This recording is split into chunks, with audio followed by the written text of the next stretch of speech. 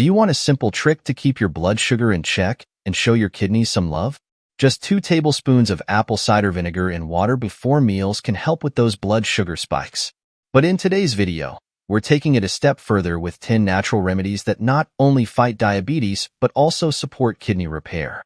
Since diabetes is the leading cause of kidney disease in the US, these easy tips might be exactly what you need. But before we begin, don't forget to like this video and subscribe so you never miss out on our health videos. And make sure those notification bells are on. Now, let's get into these life-changing, all-natural remedies. 1. Taking 2 tablespoons of apple cider vinegar in water before meals. Apple cider vinegar has been a natural remedy for years. But a remedy you may not know is that when you take it before a high-carb meal, it can help slow down how quickly your stomach empties. This means fewer blood sugar spikes. Also, it improves insulin sensitivity, which helps your body move glucose out of the bloodstream and into your cells, lowering those blood sugar levels. Just mix 2 tablespoons of apple cider vinegar with a few ounces of water and drink it right before digging into a carb-heavy meal. But remember, it doesn't work the same way with low-carb or high-fiber meals. A 2014 animal study found that apple cider vinegar has a protective effect on the kidneys, fighting oxidative injury and boosting antioxidant enzymes. It can help reduce cholesterol levels, which is good for preventing kidney stones, especially since higher body weights are linked to their formation. If you want to learn more about how it supports kidney health, be sure to check out our previous video. See what apple cider vinegar does to your kidneys. In that video, we break down how it helps reduce oxidative stress, boosts antioxidant enzymes, and even lowers cholesterol. 2. Do not eat sugar on an empty stomach. When you eat something sugary without any other food in your system, your blood sugar spikes quickly. Your body responds by having the pancreas release a large amount of insulin to manage that sudden sugar rush. This insulin helps bring your blood sugar back down, but sometimes it works too well, causing a rapid drop in blood sugar. So, imagine John wakes up one morning and grabs a sugary pastry for breakfast on an empty stomach. Now, what happens in his body? That pastry causes his blood sugar to spike super fast because there's nothing else in his stomach to slow down how quickly the sugar hits his bloodstream. His pancreas then releases a large quantity of insulin to get that sugar out of his blood and into his cells. At first, John feels good because he has a boost of energy from that sugar. But then, about an hour later, he crashes. His blood sugar drops quickly, leaving him feeling tired, maybe even shaky, and definitely hungry again. Now, John is stuck in a cycle where he feels drained and is likely to reach for another snack to pick himself back up. But here's how John could change things. If he pairs that same pastry with, say, a boiled egg or some almond butter on toast, the protein and healthy fats would slow down how quickly the sugar from the pastry is absorbed.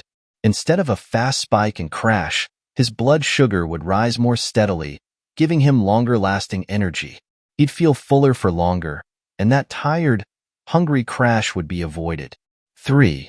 Have non-starchy vegetables before meals. If you're dealing with diabetes or prediabetes, fiber can be your secret weapon. Why?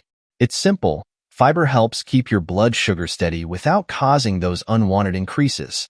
Unlike most carbohydrates, fiber isn't absorbed or broken down by the body, so it doesn't mess with your blood sugar the way bread or pasta might.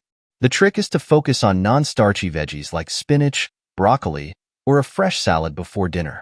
A study put this to the test with 18 women who ate the same meal, tomatoes, broccoli, fried fish, and white rice, on 3 different days.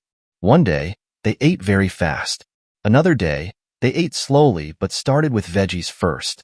On the last day, they ate slowly but began with carbs. The results were clear. The veggie-first strategy kept their blood sugar and insulin levels much lower, whether they ate fast or slow.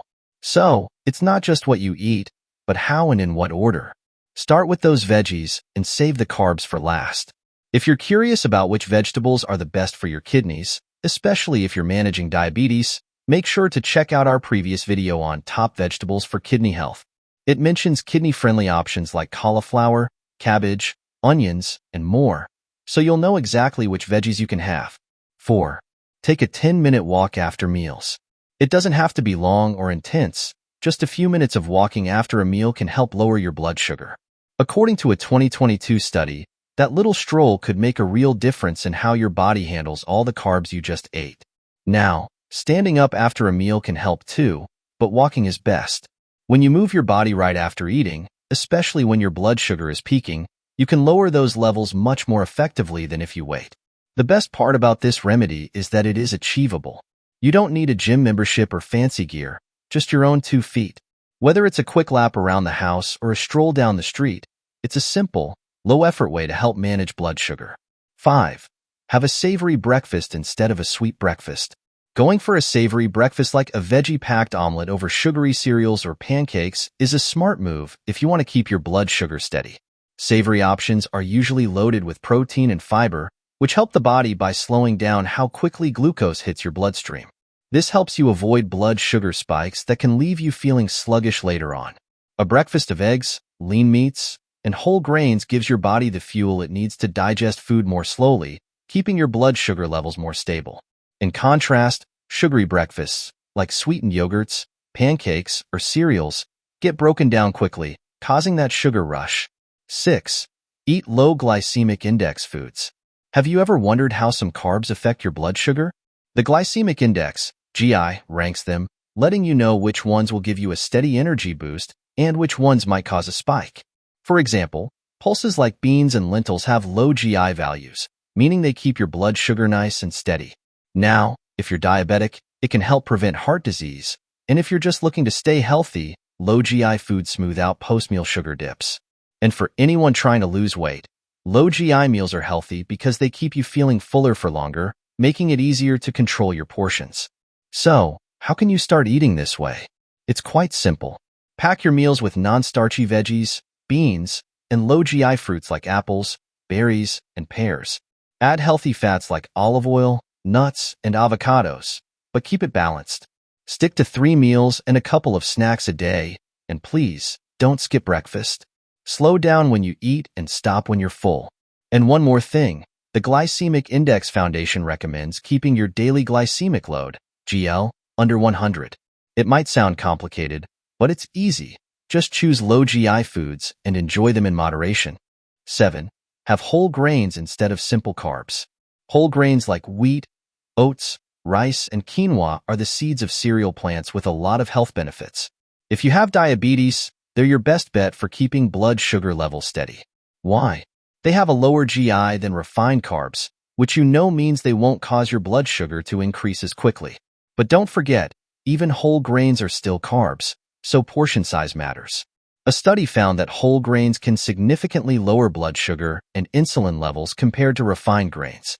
They tested 14 different studies and found that whole grains reduced post-meal blood sugar levels. However, while whole grains help with those short-term spikes, their long-term effect on fasting glucose and insulin isn't quite clear yet. More research is needed to figure out the full story. But there's one thing to keep in mind. If you're watching your potassium and phosphorus intake, especially important for kidney health, some whole grains can be higher in these minerals compared to refined grains. Luckily, the phosphorus in plant-based foods like whole grains isn't absorbed completely by the body, so it's not as much of a concern as it might seem. Still, if you're curious about which grains are the best for your kidneys, check out our video on the best and worst grains for kidneys to find what works best for your body. 8. Have healthy fats. Just 1 gram of fat packs more than twice the calories of protein or carbs.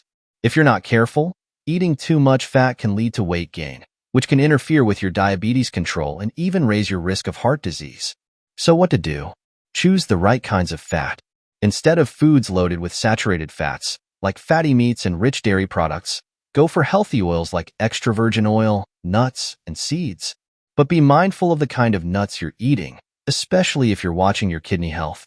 For example, macadamia nuts are a great choice because they're lower in oxalates, which can be easier on your kidneys. And if you're wondering which other nuts are kidney-friendly, again, don't worry. We've got you covered. Check out our video on the best and worst nuts for kidneys so you can find the ones that work best for your body. 9. Limit salt intake. Too much salt makes your body hold on to extra fluid, which increases your blood pressure and puts added strain on your kidneys. Over time, this can lead to some serious kidney damage. But you don't have to sit back and let salt take over.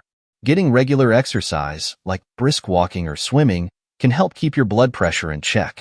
It improves blood flow, boosts your cardiovascular health, and gives your kidneys a little less work to do. Plus, it's a great way to stay active and feel good overall. 10. Stay hydrated, do not smoke, and do not drink alcohol. Drinking enough water helps your kidneys flush out toxins and sodium, lowering your risk of kidney stones. Alcohol, on the other hand, can mess with your kidneys by dehydrating your body and making it harder to filter blood. Now, smoking is a whole other issue. If you're managing diabetes, smoking makes it much harder to keep your blood sugar in check and cranks up your risk for heart and kidney disease. Before we sign off, here's a little bonus for you. When it comes to protein, go lean and keep it balanced. Protein is essential, agreed, but overdoing it can put extra pressure on your kidneys. So, think of it like this. Moderation is best. Now that we've covered all the bases, we're sure you've learned a thing or two. If you enjoyed this, give us a thumbs up, subscribe to our channel, and don't forget to ring that notification bell. We've got plenty more tips for you.